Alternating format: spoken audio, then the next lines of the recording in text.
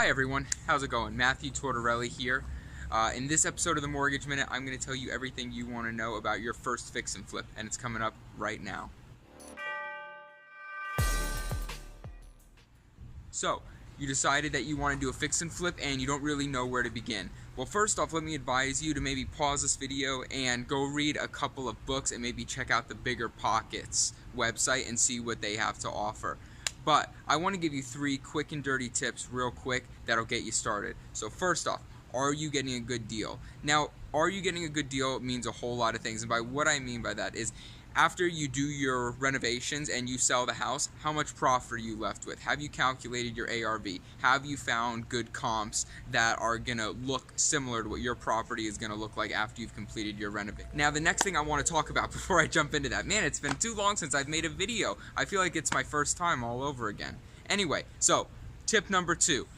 Have you been too conservative with your repair estimates? Too many times I see people look at a 3-bedroom, 2-bath house and say, oh yeah, 30 grand, that'll do the job, or 40 grand, that'll totally do the job. Then they find out, the house is 40 years old, needs to be rewired, the plumbing needs to be redone. There's just hidden expenses all in the house. So have you buffered in a little bit extra? I always say, have a general contractor go out and give you an estimate of the property, and then buffer in a little bit on top of that, between 10 and maybe 20%. Honestly, I'd say be on the safer end of that. I'd say be on 20%. I say find a good enough deal where you can spend your entire rental budget plus 20% and still make a fantastic profit. There you go. Boom. Now, let's go on to tip number 3. Hold on, I'm just looking down. I'm cheating. Again, it's been a while. Tip number 3. Do you have more than one exit strategy?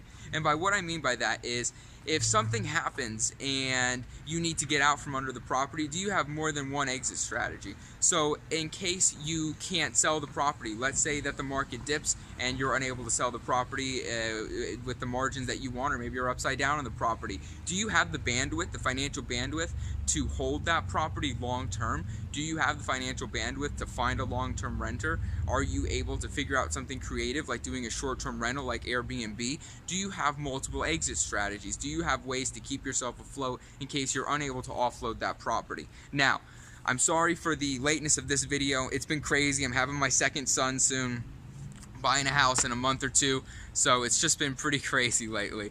I want to thank all you guys for your patience, and be on the lookout for a new episode from me next week. Have a fantastic one, and I'll talk to you soon. Peace.